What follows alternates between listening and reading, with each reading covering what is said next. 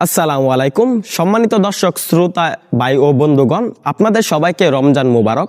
তো চাষি ভাইরা, রমজানের শুরুতে নিয়ে এলাম মাছের কিছু তথ্য। বর্তমান সময়ে অন্য ব্যবসা থেকে, চাকরি থেকে মাছের ব্যবসা সবচাইতে ভালো, যেগুলা নিজের দায়িত্বে নিজে ব্যবসা করে অধিক টাকা অর্জন করা যায়। বাংলাদেশের শতকরা 90% মাছ আমাদের দেশের নিজ দেশে উৎপাদিত মাছগুলো দেশের চাহিদা পূরণ করে থাকে। তো চাষি ভাইরা, দেখা যাচ্ছে দেশীয় যে মাছগুলো রয়েছে এগুলা দেশে ভালোভাবে উৎপাদন করা যায়, কেননা আমাদের দেশের মানুষ মাছ চাষের উপর নির্ভরশীল। তো চাষি ভাইরা, আমাদের মূলত ময়মনসিংহের মানুষ মাছ চাষের জন্য নির্ভরশীল, মাছ চাষের উপর।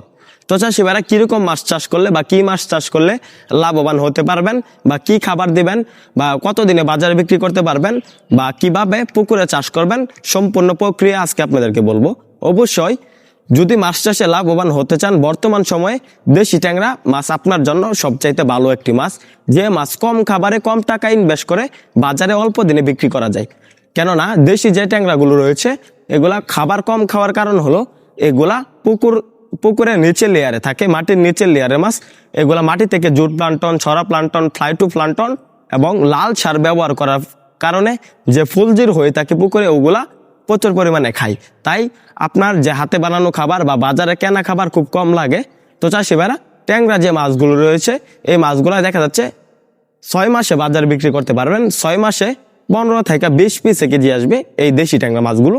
তখন এই মাছগুলোর প্রতি কেজির পিছনে আপনার খরচ করতে হবে 100 থেকে 130 টাকা, আর বিক্রি করতে পারবেন 500 থেকে 600 টাকা। যখন বাজার রেট যত থাকবে তত বিক্রি করতে পারবেন। অবশ্যই আমি আশা করছি 500+ বাজার রেট থাকে দেশি ট্যাংরা মাছগুলো।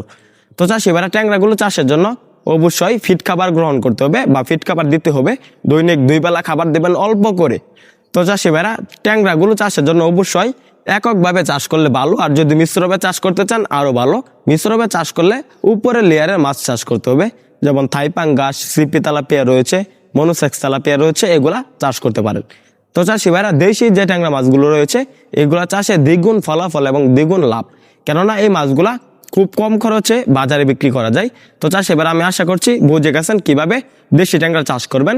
তাছাড়াও দেশি ট্যাংরা চাষের পুকুর প্রস্তুতি বা বিভিন্ন জিনিস নিয়ে যদি আপনার কোনো অসুবিধা বা কোনো সমস্যা হয়, আমাদের সাথে যোগাযোগ করতে পারবেন। স্ক্রিনে দেওয়া নাম্বার যোগাযোগ করে সকল আকার তথ্য পরামর্শ জানতে পারবেন।